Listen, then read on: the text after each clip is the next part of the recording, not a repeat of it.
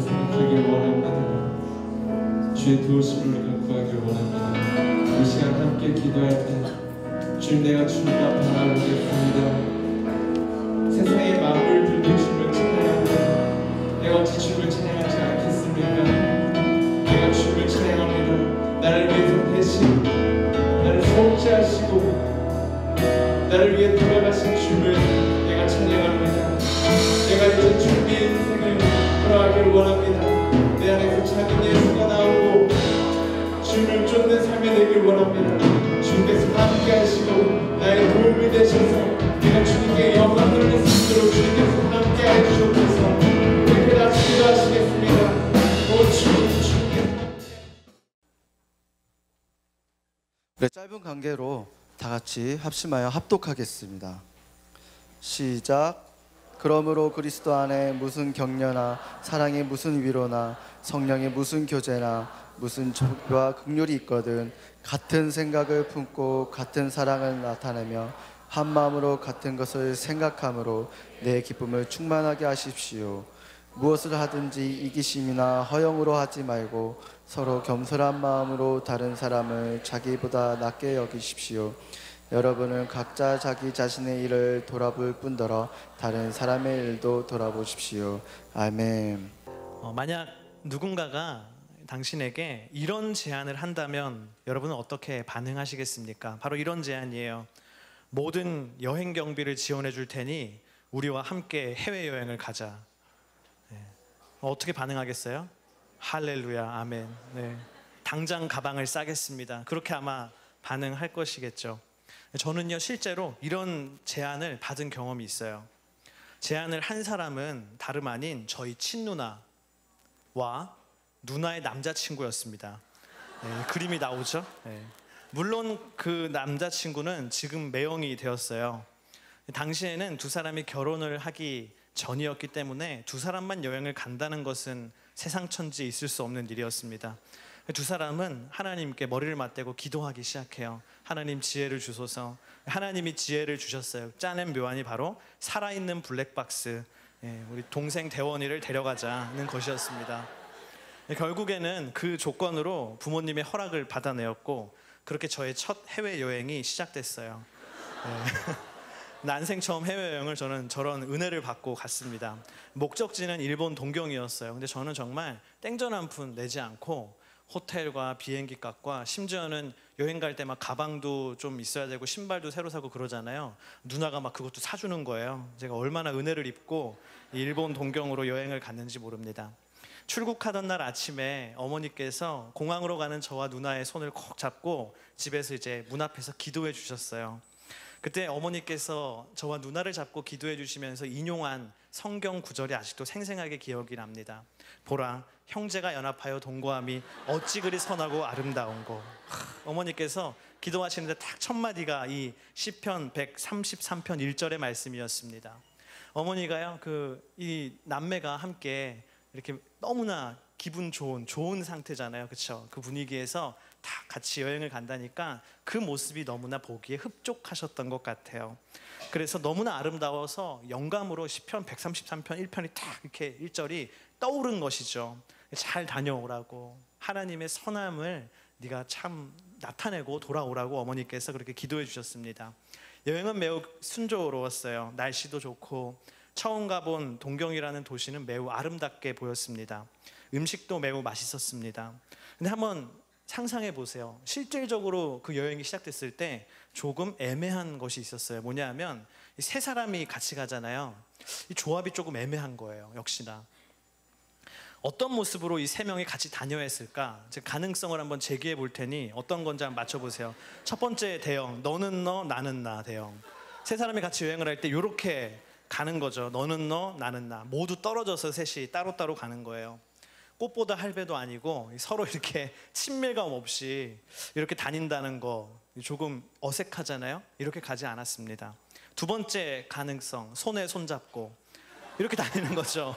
네, 한쪽에는 저희 미래의 매형이 있고 한쪽에는 제가 있고 가운데는 누나가 있고 세 사람이 손에 손을 잡고 다니는 것, 생각해 보면 대한민국이 만세도 아니고 이렇게 다니기는 좀 어렵습니다. 실질적으로 이런 그림이 되죠. 이 커플과 블랙박스. 결국에 연인은 손을 잡고 가는 게 자연스러운 거죠, 그렇죠? 손 놓고 가는 게 더 이상하죠. 그리고 저는 뒤에 이렇게 따라가면서 블랙박스 역할을 충실하게 하면서 가는 그림이 됐죠. 이게 정상적인 그림입니다. 그러나 저는 조금씩 외로워지기 시작했어요. 외로움의 절정은 이 누나와 우리 미래의 매형이 하모니를 맞출 때였습니다. 당시 누나와 매형은 교회 커플이었어요, CC. 그래서 둘이 같이 교회 성가대에서 봉사했거든요. 처치 커플. 예.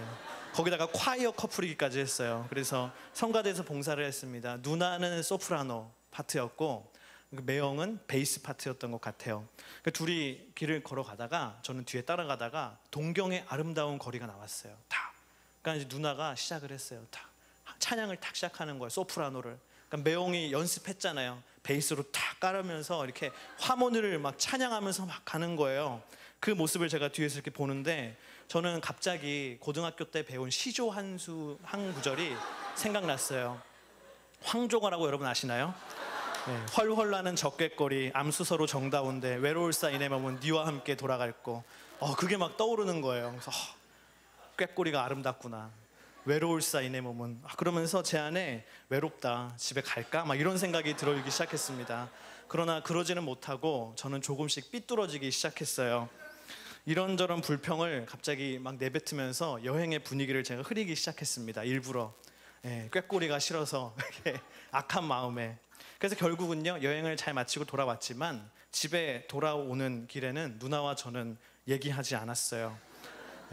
집에 돌아와서 무엇보다 제가 기억에 남는 것은 어머니의 그 실망이었습니다. 보라, 형제가 연합하여 동거함이 어찌 그리 선하고 아름다운고, 시편의 말씀은 어디 가고 또 이렇게 싸우고 있느냐. 누나와 저의 다툼으로 어머니는 그 기쁨을 상실하셨어요. 그때 제가 깨달은 것이 있습니다. 무엇인고 하니 이 부모님의 마음을 가장 슬프게 하는 것은 다른 것이 아니라 형제가 싸우고 분열하는 것이구나. 그리고 반대로 부모님의 마음을 가장 기쁘게 하는 것은 형제가 서로 화목한 것이구나. 여러분은 형제 자매가 있습니까? 그 오빠와 또 뭐 누나도 있을 수 있고요, 형이 있을 수도 있고요, 동생이 있을 수도 있고요. 근데 그 형제와 함께 싸웠을 때 부모님이 그 모습을 보면 굉장히 마음속으로 슬퍼하신다는 것을 기억하세요. 바울도 그런 부모님의 마음을 가지고 있었습니다. 바울에게 있어서 그 자녀라는 것은 바로 자신이 섬기는 교회의 성도들이었어요. 바울의 친자식이 아니라 자신이 섬기는 교회의 성도들이 바울의 자식이었죠. 그래서 교회 공동체 안의 성도들이 하나된 모습으로 연합할 때 바울은 기뻤습니다. 그러나 반대로 교회 성도들이 서로 싸우고 분열하면 그 누구보다도 가슴 아파했던 사람, 그 사람이 바로 바울입니다. 그렇다면 오늘 우리가 함께 읽은 이 빌립보서를 받는 빌립보 교회의 분위기는 어떠했을까? 그들은 과연 바울을 하나됨으로 기쁘게 하는 자녀들이었을까? 아니면 바울을 근심하게 하는 다투는 공동체였을까? 그것은 빌립보서 4장 2절 말씀에 보면 우리가 어떤 것인지 근거를 찾을 수 있습니다. 빌립보서 4장 2절 말씀 함께 읽겠습니다. 시작. 내가 유오디게아에게 간청하고 순두계에게 간청하니 주 안에서 같은 마음을 가지십시오. 바울이 빌립보서 끝에 막 마지막 인사를 하면서 대뜸 얘기하는 게 바로 이것이에요. 유오디게아와 순두계에게 얘기를 하는 겁니다. 유오디아와 순두계는요, 당시 빌립보 교회에서 아주 중요한 두 여성 리더십이었습니다. 지금으로 치면 순장님 같은 사람들이었어요. 리더십이었어요. 그런데 사도 바울이 얘기하는 겁니다. 유오디아 순장님, 제가 제발 간청하는데 주님 안에서 한 마음을 품으십시오. 순두계 순장님, 제가 제발 간청하는데 주님 안에서 같은 마음을 품으십시오. 여러분, 바울이 감옥 안에서 이런 말을 하고 있는 거예요. 감옥 안에서까지. 왜 그런 말을 하겠습니까? 이유는 자명하죠. 뭡니까? 두 사람이 싸웠기 때문에. 교회 안에서 두 사람이 싸운 거예요. 다툰 거예요. 근데 그것을 감옥 안에 있는 바울도 알 정도로 싸운 것이죠. 반목하는 것이죠. 그래서 바울이 감옥 안에서 편지를 한 것이에요. 싸우지 말고 한 마음을 품어라. 여러분 한번 상상해 보면 좋겠습니다. 두 사람이 유오디아와 순두개가 싸웠지만 그래도 리더십이잖아요. 그렇죠? 순장이잖아요. 주일에 어땠을까? 주일에 나는 순장이니까 순 안에서, 공동체 안에서 그들이 어떻게 행동했을까? 아마 이랬을 것입니다. 힘들어하는 순원이 있으면 당연히 격려했을 거예요. 환난을 당한 순원이 있으면 가서 당연히 위로했을 것입니다. 다른 순장들과 함께 즐겁게 교제했을 것입니다. 또 어려운 사람을 보면 자비와 긍휼을 베풀었을 것이에요. 유오디아와 순두개가. 다른 사람에 대해서는 사랑이 넘치는 완벽한 그리스도인으로 행동했습니다. 그러나 유순장님, 유오디아 순장님이 순순장님, 순두개 순장님을 만날 때는 그렇지 않았겠죠. 순순장님이 유순장님을 만났을 때는 그렇지 않았습니다. 겉으로는 웃고 있지만 속으로는 어때요? 저거 사라졌으면 좋겠다. 빌립보 교회에서 나가서 딴 데로 옮겼으면 좋겠다. 막 그런 마음, 저주들을 퍼부었습니다. 둘이 하나가 되지 못했습니다. 그래서 사도 바울의 속이 타들어갔던 것이에요.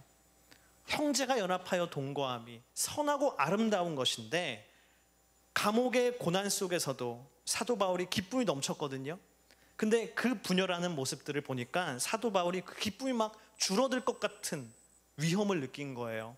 그래서 오늘 빌립보서 2장 1절 2절에 이렇게 얘기하고 있죠. 우리 함께 읽겠습니다. 시작. 그러므로 그리스도 안에 무슨 격려나 사랑의 무슨 위로나 성령의 무슨 교제나 무슨 자비와 긍휼이 있거든 같은 생각을 품고 같은 사랑을 나타내며 한 마음으로 같은 것을 생각함으로 내 기쁨을 충만하게 하십시오. 아멘. 겉으로 아무리 격려와 위로와 교제와 자비와 긍휼을 행해도 그것은 진짜가 아니라는 거예요. 그것은 가식일 뿐이라는 것입니다. 하나님은 마음의 중심을 보시기 때문이죠. 그래서 먼저 겉의 행동으로 다른 사람과 하나 되는 것이 아니라 마음으로 먼저 하나 되어야 한다. 사도 바울이 그것을 이야기하고 있습니다. 그래야 내 기쁨, 나 사도 바울의 기쁨이 충만할 것이다 라고 얘기합니다. 여러분 오늘날 우리의 모습은 어떠합니까? 빌립보 성도들에게 사도 바울과 또 그 위에 하나님이 계셨다면 우리도 마찬가지잖아요. 그렇죠? 우리의 많은 관계 가운데 결국에 위에서 우리를 보시는 분은 하나님이신데 그 하나님이 나의 많은 관계와 공동체를 보았을 때 정말 그것이 하나님을 기쁘시게 할 만큼 하나 된 모습인가? 우리가 생각해 봐야 됩니다. 아니면 유오디아와 순두개처럼 하나님의 마음을 안타깝게 하는 모습인가? 우리가 생각해야 됩니다.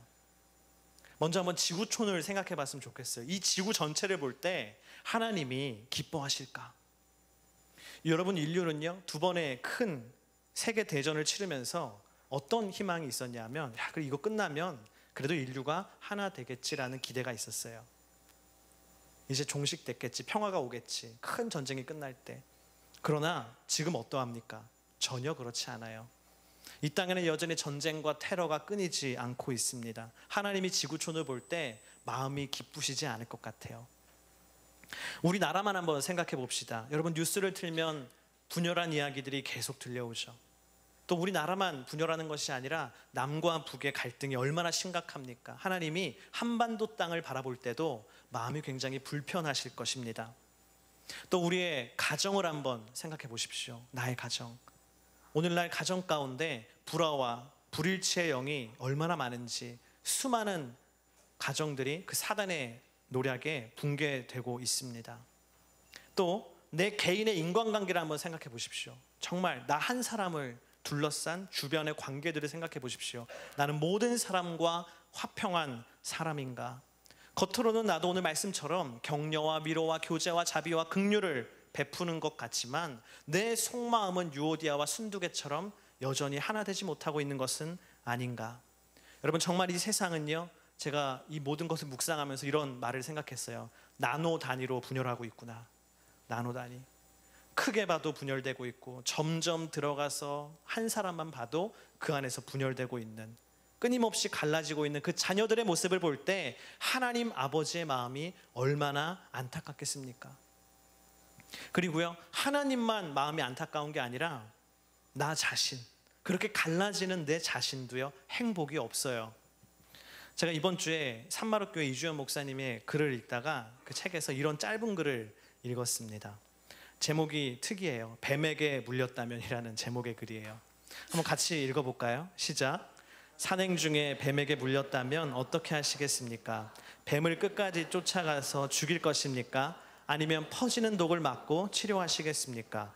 용서할 수 없다면 죽어가는 당신을 생각하지 않고 끝까지 쫓아가서 보복하는 것과 같습니다. 용서할 수 없어서 일어나는 분노와 증오심은 우리의 몸과 마음을 병들게 하고 삶을 실패와 혼동의 구렁텅이로 빠뜨립니다. 그리고 우리를 이웃과 하나님부터 멀리 떠나버리게 합니다. 여러분, 뱀에게 물렸을 때 나를 감히 물다니 하면서 뱀을 막 잡아가지고 복수할 사람이 어디 있겠어요. 그러다가 오히려 독이 내 몸에 퍼지게 되죠. 그러나 용서하지 못하고 우리가 분열하고 다투고 미워하는 것은 결국 그렇게 뱀을 찾아가서 복수는 하겠지만 독이 내 몸속에 퍼지는 것을 막지 못한 사람과 같다는 내용입니다. 그래서 여러분, 분열하는 나라는요, 절대로 강해질 수 없어요. 다투는 가정은 결코 행복할 수 없어요. 누군가와 등을 돌린 사람은 결코 마음이 편할 수가 없습니다. 오늘 말씀처럼 같은 마음으로 같은 생각을 품고 같은 사랑을 나타내는 저와 여러분 되기를 축복합니다. 할렐루야. 우리 가정이 그런 하나 되는 가정, 우리 교회가 그렇게 하나됨을 보여주는 교회, 우리의 공동체와 나라와 이 열방이 하나 되어서 그렇게 하나님 앞에 기쁨을 드리는 축복받은 공동체들이 되기를 축복합니다. 그렇게 여러분 더불어 살아가기 위해서, 하나님을 기쁘시게 해드리기 위해서 우리에게 필요한 것이 있는데 오늘 말씀은 그것을 두 가지로 나뉘어서 이야기하고 있어요. 우리 첫 번째 따라합시다. 진정한 겸손. 첫 번째, 우리가 하나 돼서 하나님을 기쁘시게 해드리려면, 하나 돼서 나 또한 기쁘려면 필요한 것이 진정한 겸손입니다. 자, 여러분, 제가 질문을 한 가지 드리겠습니다. 수많은 분열이 있죠. 근데 분열의 원인이 무엇입니까? 분열의 원인. 아마 이 질문을 제가 여러분들에게 철학자들에게 했다면 철학자들은 아마 이렇게 얘기했을 거예요. 사람들이 저마다 다른 생각과 사상을 가지고 있기 때문에 분열합니다. 또 제가 이 질문을 경제학자에게 얘기했다면 이렇게 대답할 거예요. 인간의 욕구는 무한한데 재화가 한정돼 있기 때문에 결국은 밥그릇 싸움 때문에 분열합니다. 또 제가 이 질문을 심리학자들에게 이야기했다면 그 사람들은 이렇게 대답할 겁니다. 저마다 사람들이 다른 심리를 가지고 있기 때문에 그것이 서로 충돌하는 것입니다. 또 이 질문을 제가 정치인들에게 했다면 그들은 이렇게 얘기할 겁니다. 상대가 잘못됐기 때문에 분열합니다. 우리는 옳은데 그들이 잘못됐다. 그러나 여러분, 그 모든 것은 정답이 아닙니다. 성경은 왜 우리가 분열한다고 얘기하느냐, 분열의 원인이 어디 있다고 얘기하느냐, 우리 따라합시다. 죄 때문입니다. 네, 맞습니다. 하나님께서 말씀하시는 분열의 원인은 바로 죄 때문이에요. 이것은 에덴 동산을 한번 생각해 보면 우리가 쉽게 알 수가 있습니다. 여러분, 에덴 동산에 아담과 하와가 살았죠, 그렇죠? 그러나 그들이 하나님의 명령을 어기고 선악과를 따먹자, 죄를 범하자 어떤 일이 벌어집니까? 가장 먼저 그들에게 일어난 일은 하나님과의 관계에 있어서 분열이 생겼어요. 전에는 하나님과 소통하는 존재, 하나님의 형상을 그대로 드러낼 수 있는 오염되지 않은 완전한 존재였죠. 그러나 죄를 범함으로 말미암아 하나님과의 관계가 단절되고 인간은 죽음에 속박될 수밖에 없었습니다. 그래서 죄를 통해서 하나님과 인간 사이에 분열이 먼저 생긴 거예요. 담이 생긴 것입니다. 그래서 아담과 하와가 죄 지은 다음에 어떻게 해요? 하나님의 낯을 피해 도망가죠. 두 번째, 어떤 일이 벌어집니까? 사람과 사람 사이에도 분열이 생겨요. 하나님이 아담에게 물어보십니다. 어찌하여 내가 선악과를 따먹었느냐? 그 과실을 왜 따먹었느냐? 아담이 뭐라 그래요? 이 여자가 먹으라 그랬어요. 딱 이러잖아요, 그렇죠? 하와를 가리키면서 이 여자가 먹으라 그랬어요. 그때 여러분 한번 생각해 보세요. 하와가 옆에 있다가 어땠을까요, 기분이? 아마 이랬을 것 같아요. 아담이 이 여자가 먹으라 그랬어요. 하와가 이랬을 것 같아요. 눈 뒤집었을 것 같아요. 어이없다, 막 이렇게 얘기는 못 하고 이따 두고 보자. 네. 형제들 우리 따라합시다. 자매들은 그런 말을 평생 기억합니다. 네, 아마 하와가요 평생 살면서 아담이 그때 했던 말을 평생 기억할 거야. 믿을 놈이 아니구나 이렇게. 아담과 하와의 가정에 아마 평안이 별로 없었을 것 같아요. 저는 정말 그렇게 생각해요. 그때 이후로 그랬을 거 아니에요. 아담은 늘 하와를 보면 무슨 생각을 해요? 그때 당신이 그 선악과를 권하지만 않았어도 이 고생은 안 할 텐데. 하와는 무슨 얘기해요? 그렇다고 이 남자가 나한테 다 떠넘기다니, 책임감 없는 남자 같으니라고. 얼마나 둘 사이에 분열이 많이 생겼겠습니까? 그래서 저는요, 가인의 사건, 그들 사이에서 나온 가인의 안에서 분노가 있는 것, 어쩌면 당연한 일이라고 생각합니다. 그런 가정이었기 때문이죠. 여러분, 어디에선가 우리가 분열을 경험하고 있습니까? 지금 당신이 누군가와 분열했습니까? 싸웠습니까? 원인은 다른 데 있지 않아요. 원인은 어디 있어요? 죄 때문이에요. 죄 때문에. 내가 죄인이고 그 사람이 죄인이고 우리가 죄인이기 때문에 분열의 근본에는 죄라는 뿌리가 있기 때문입니다. 바울은 분열을 야기하는 그 죄된 마음을 오늘 빌립보서에서 아주 구체적인 마음으로 표현하고 있어요. 뭐냐면 우리 2장 3절 말씀 함께 읽겠습니다. 시작.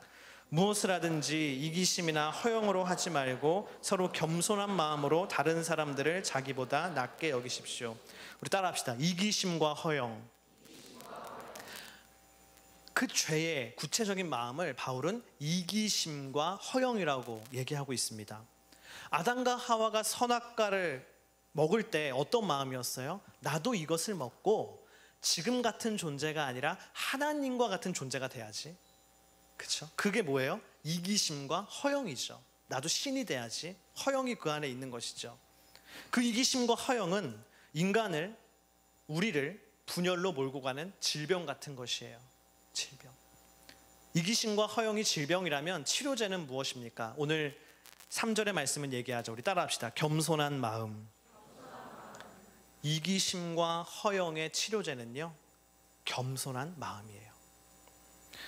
우리는 자주 겸손과 비굴을 착각할 때가 많아요. 겸손하면 어떤 이미지가 떠올라요? 예 이런 거 떠오르잖아요. 네, 예 사또 옆에서 예 하는 사람. 근데 그것은 겸손이 아니라 비굴함이죠. 그것은 모양만 흉내내는 서투른 겸손에 불과합니다. 오늘 하나님의 말씀은요, 진정한 겸손을 무엇이라고 얘기하는가? 우리 3절 말씀 함께 봅시다. 우리 빨간색만 함께 읽어봅시다. 시작. 다른 사람들을 자기보다 낮게 여기십시오. 네, 이게 성경이 이야기하는 겸손이에요. 다른 사람들을 나보다 낮게 여기는 거.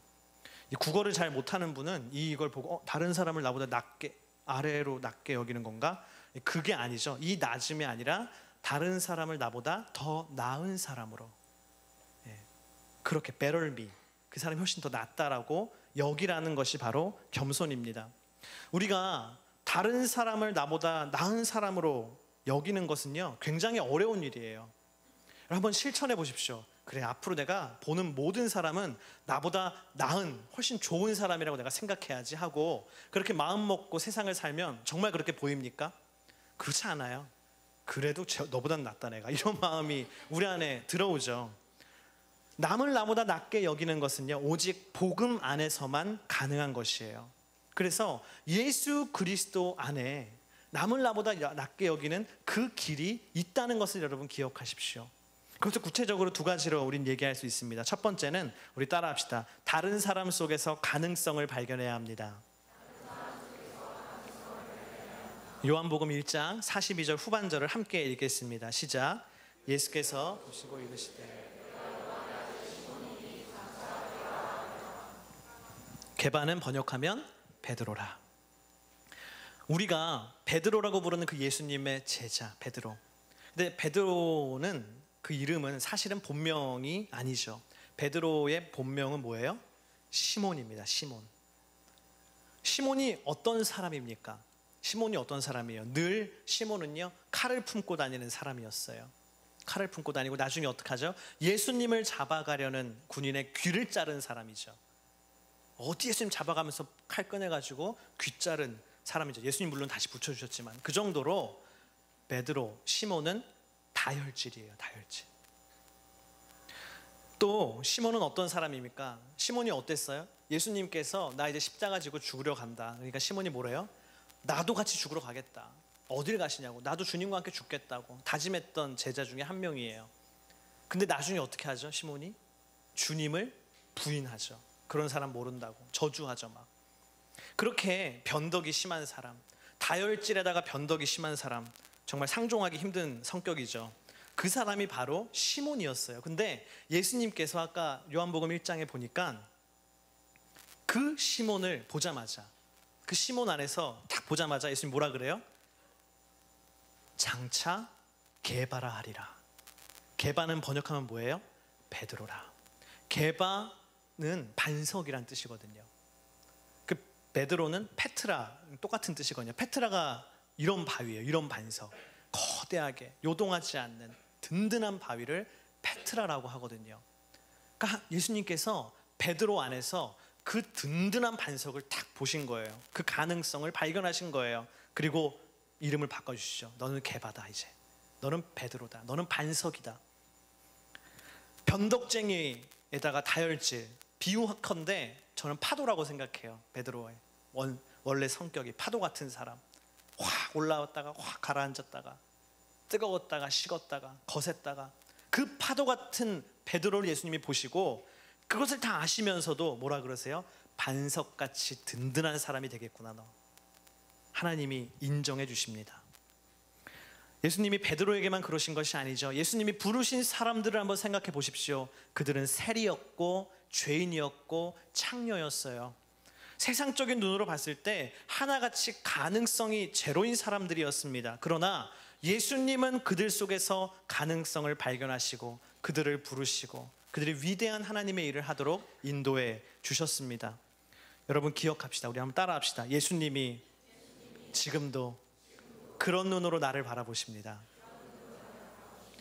예수님이요, 그 베드로만 그렇게 보신 것이 아니라, 세리와 죄인과 창녀들만 그렇게 보신 것이 아니라, 예수님이 그 하늘의 가능성을 발견하시는 그 놀라운 눈으로 나를 바라보고 계십니다. 할렐루야. 세상적인 시각으로 봤을 때 나는 별 볼 일 없는 사람일지는 몰라도, 내가 취업원서 넣으면 서류 전형도 통과하지 못할 그런 사람일지는 내가 몰라도, 세상의 만물의 주인이신 하나님은 당신을 그렇게 보지 않으십니다. 할렐루야. 하나님은 당신을 위대하게 보세요. 우리 옆에 있는 사람에게 이렇게 얘기해 줍시다. 나 그런 사람이야. 네. 하나님이 당신을 그렇게 놀라운 가능성으로 지금 이 시간에도 바라보고 계십니다. 그것을 믿으십시오.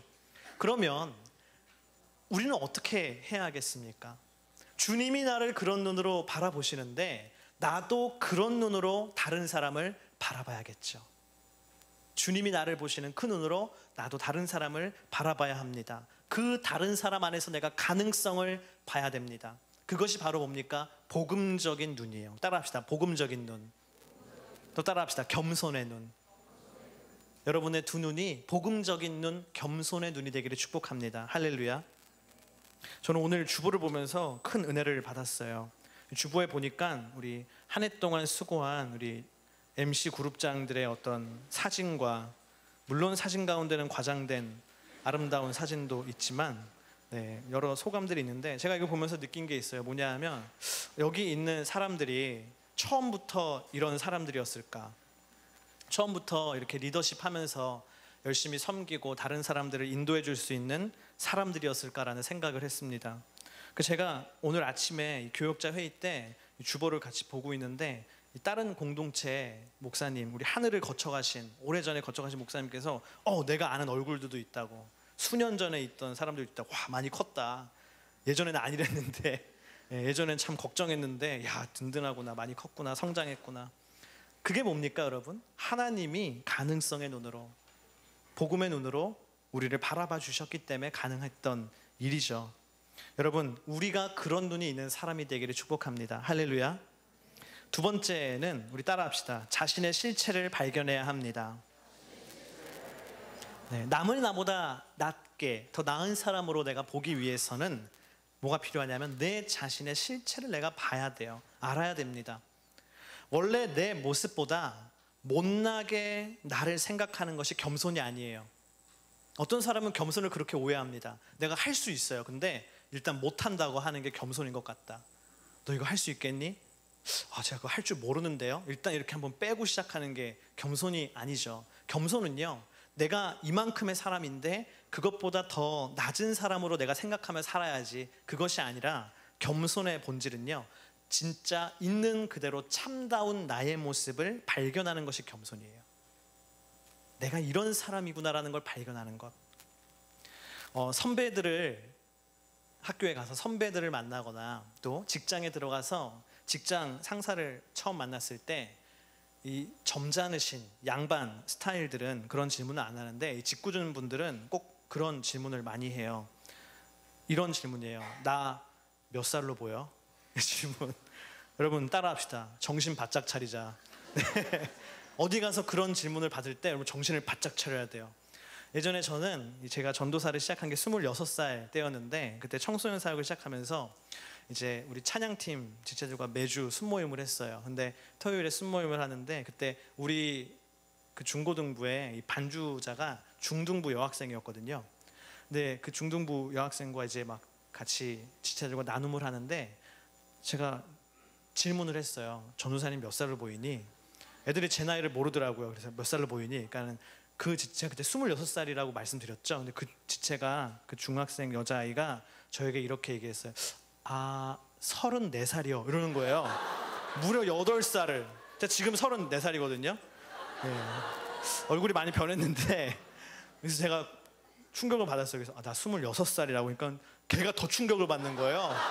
내가 34살 들었을 때보다 더 충격을 받으면서, 대박, 어떻게 전도사님이랑 슈퍼주니어 이특이랑 동갑이냐. 그래서 막 친구에게 전화를 걸기 시작했어요. 전화를 걸어서, 야, 전도사님이랑 이특이랑 동갑이래. 그래서 이특이 동안인 거야? 전도사님이 노안인 거야? 막 이렇게 친구와 논쟁을 하는 거예요. 제가 그때 마음에 상처를 입었어요. 여러분, 그런 질문을 받으면 적당히 어리게 얘기해 주시면 됩니다. 할렐루야. 네. 근데 제가 왜 이야기를 하냐 하면, 우리가요, 내 자신에 대해서 생각할 때 주로 어떻게 내 자신을 바라보냐 하면, 다른 사람이 얘기해주는 나로 생각합니다. 다른 사람이 너 어떤 사람인 것 같아? 그럼 내가 그런 사람이구나. 다른 사람의 평가에 내 자신의 모습을 의존합니다. 그러나 여러분, 나의 참된 모습을 발견할 수 있는 곳은 그곳이 아니에요. 나의 참된 모습을 발견할 수 있는 곳은 다른 사람의 평가가 아닙니다. 다른 사람들이 여러분에 대해서 단 댓글이 당신의 참된 모습이 아니에요. 거울을 통해 내가 바라본 나, 오늘 아침에도 내가 거울을 봤을 때 그 거울 속에 비춰진 내가 내 참된 모습이 아니에요.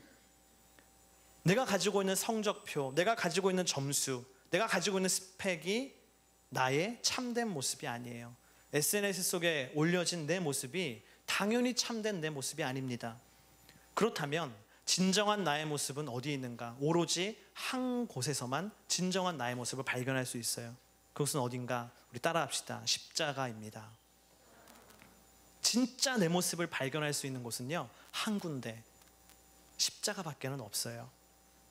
바울의 이야기를 잠깐 하려고 합니다. 바울은 예수님 만나기 전에 어떤 사람이었습니까? 오만방자한 사람이었어요. 배울 만큼 배우고 자신이 가지고 있는 신념에 대해서 확신이 있던 사람이었습니다. 그래서 이 세상에서 내가 가장 옳고 이 세상에서 내가 가장 잘났다라고 생각하는 사람이 바울이었어요. 그래서 나의 기준에서 벗어나는 것은 잘못된 것이다, 그렇게 생각했던 사람이 바로 바울입니다. 그래서 바울이요, 내가 가지고 있는 율법에서 벗어나는 그리스도인들을 그렇게 핍박했던 것이에요. 그 그리스도인들이 가지고 있는 복음에 대해서 내가 조금도 생각해 보려고 하지 않았던 사람이 바울이었습니다. 그게 옳은 나의 모습이라고 생각했어요. 옳은 나, 언제나 절대적인 정답을 가지고 있는 나. 그러나 그 바울이 예수님을 만난 후에 자기 자신에 대해서 뭐라고 고백해요? 나는 죄인 중에 괴수다. 바울이 예수님 만나기 전에 가지고 있던 자아상과 완전 반대예요. 난 죄인 중에 괴수구나. 그것이 무엇입니까? 그리스도의 십자가에서 자기 자신을 발견한 것이죠. 여러분, 군중들 속에서 당신의 모습을 발견하지 마십시오. 주님과 나만 단둘이 있는 그 십자가 위에서 내 모습을 발견해야 돼요. 그래서 난 너무나 무력한 자이고 죄인 중에 괴수이고 유죄 선고를 받은 자이고, 그래서 예수 그리스도의 십자가 외에는 구원받을 길이 없는 사람, 그 사람이 바로 나이구나. 그것을 발견해야 합니다. 그러면 그 내 모습을 발견하면요, 남을요 나보다 나은 사람으로 여길 수 있게 돼요. 아침에 기도하면서 하나님, 제가 하나님 앞에 이런 죄인이죠. 주님의 십자가가 아니면 저는 구원받을 수 없는 정말 죄인이죠. 제가 은혜를 입은 사람이죠. 그 고백이 있는 사람이요, 세상에 나가면 다른 사람을 볼 때 당신은 나보다 나은 사람입니다. 그 사람을 존중하고 사랑하게 됩니다. 오직 그래서 십자가에서만 중간에 막힌 담이 허물어지는 것이고, 오직 십자가 위에서만 둘이 새로운 하나가 될 수 있는 것이라고 주님은 말씀하셨습니다. 여러분, 십자가에서 나를 발견하게 되기를 축복합니다. 할렐루야. 더불어 살며 하나님을 기쁘시게 하는 두 번째 방법, 오늘 빌립보서에서 얘기하길 우리 따라합시다. 다른 사람을 돌아보는 사랑. 빌립보서 2장 4절 말씀 함께 읽겠습니다. 시작. 여러분은 각자 자기 자신의 일을 돌아볼 뿐더러 다른 사람의 일도 돌아보십시오. 아멘. 하나님께서 기뻐하시는 하나된 모습이 되려면 어떤 것이 필요하느냐? 첫 번째는 겸손이라 그랬어요. 그렇죠? 남을 나보다 낮게 여기는 겸손. 두 번째는 뭐냐면 다른 사람을 돌아보는 그 사랑이 나에게 필요합니다. 제가 이 빌립보서 2장 4절에 있는 말씀을 묵상하면서 다른 말씀 한 구절이 생각났어요. 바로 사도행전 7장입니다. 사도행전 7장에 보면 스데반 집사님이 설교를 막 해요. 근데 굉장히 길게 해요. 저보다 길게 해요. 굉장히 듣는 사람이 힘들 수도 있을 것 같아요. 근데 왜 설교가 길었느냐? 그 설교는 이스라엘의 그 유구한 역사를 하나님의 구원의 역사로 정리하는 설교였어요. 그러면서 이스라엘의 그 구원의 역사를 얘기하면서 빠뜨릴 수 없는 사람이 한 명 있었는데 바로 누구냐면 모세였습니다. 모세. 이스라엘 백성들을 출애굽시킨 모세. 그 하나님의 종 모세. 그런데 그 모세에 대해서 스데반 집사님이 이야기하면서 7장 23절에 보면 이렇게 모세를 얘기하고 있어요. 우리 함께 읽겠습니다. 시작. 모세가 40살이 되자 자기 동족 이스라엘 백성들을 돌봐야겠다는 결심을 하게 됐습니다. 제가 오늘날 사도행전을 읽는데 이 말씀이 제 마음속에 확 들어왔어요. 모세가 40살이 되자 자기 민족 동족 이스라엘 백성들을 돌봐야겠다는 그런 마음이 생겼구나. 모세는 여러분 이집트의 왕자로 자랐죠. 최고의 궁궐에서 최고의 옷을 입고 최고의 음식을 먹고 최고의 교육을 받으면서 그렇게 남부럽지 않게 자란 사람이 모세 왕자님이었습니다. 자기 자신밖에 모르는 사람이 모세 왕자였어요. 그러나 그가 나이 40이 됐을 때, 40 왕자가 됐을 때 문득 그에게 이런 생각이 드는 것이죠. 내가 내 민족인 유대인들, 지금 노예 생활을 하고 있는 나의 민족을 내가 보살펴야겠다. 그 마음이 들어온 거예요.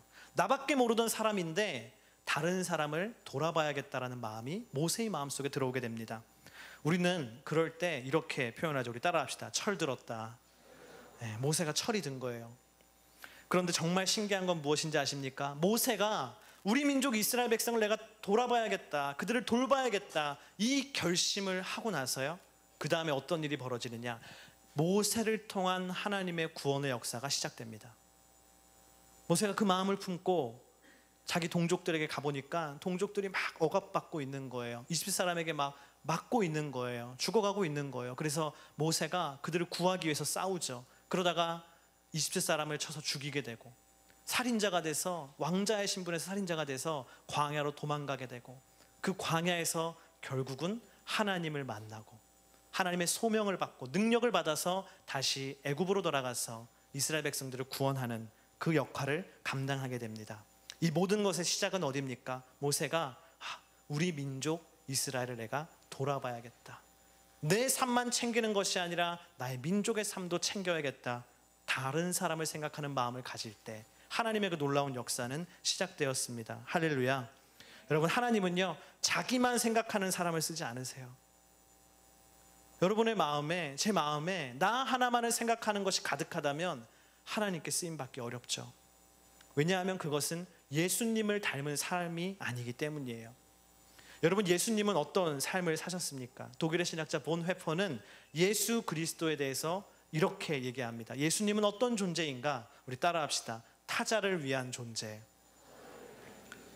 보네포가 예수님에 대해서 윤리적으로 얘기하길 예수님은 타자를 위한 존재구나.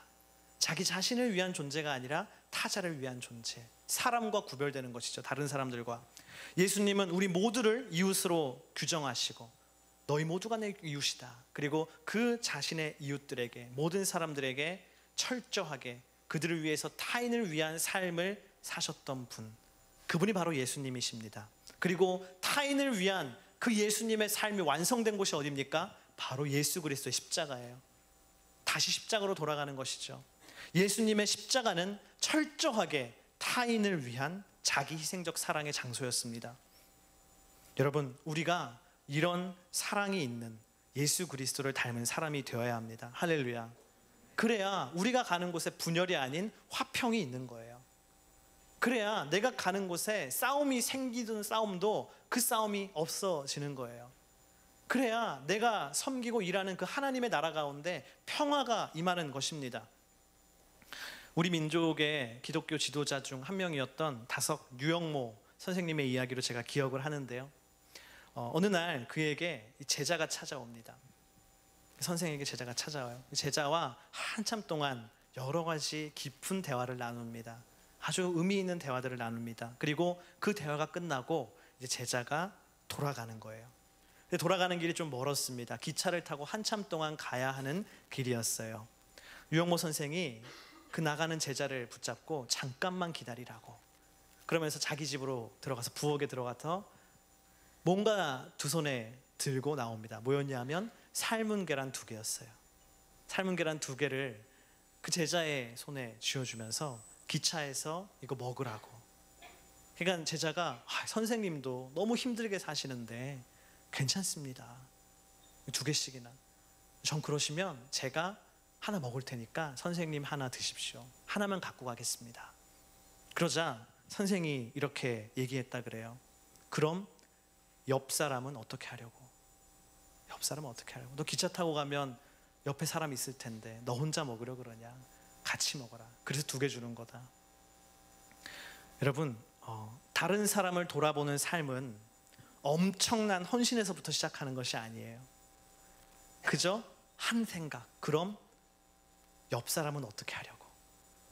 그럼 그 옆에 있는 걔는 어떡하지? 그 생각, 아주 작은 생각, 그것을 가진 것에서부터 그리스도를 닮은 자기 희생적 삶은 시작하는 것입니다. 거기에서부터 하나님을 기쁘시게 하는 아름다운 연합이 시작되는 것입니다. 형제가 연합하여 동거함이 어찌 그리 선하고 아름다운고. 여러분, 이 말씀이 당신의 가정 가운데, 당신의 학교 가운데, 당신의 직장과 교회와 또 이 나라와 민족과 열방 가운데 하나님을 기쁘시게 하는 모습으로 드려지게 되기를 축복합니다. 할렐루야. 오늘 말씀을 마치면서 우리가 하나님이 우리에게 주시는 말씀, 빌립보서 2장 1절부터 4절에 있는 말씀 그 자체를 다시 한번 읽으며 하나님의 음성 우리가 듣기를 원합니다. 우리 함께 읽겠습니다. 시작. 그러므로 그리스도 안에 무슨 격려나 사랑의 무슨 위로나 성령의 무슨 교제나 무슨 자비와 긍휼이 있거든 같은 생각을 품고 같은 사랑을 나타내며 한 마음으로 같은 것을 생각함으로 내 기쁨을 충만하게 하십시오. 무엇을 하든지 이기심이나 허영으로 하지 말고 서로 겸손한 마음으로 다른 사람들을 자기보다 낮게 여기십시오. 여러분은 각자 자신의 일을 돌아볼 뿐더러 다른 사람의 일도 돌아보십시오. 아멘. 함께 일어나서 기도하겠습니다.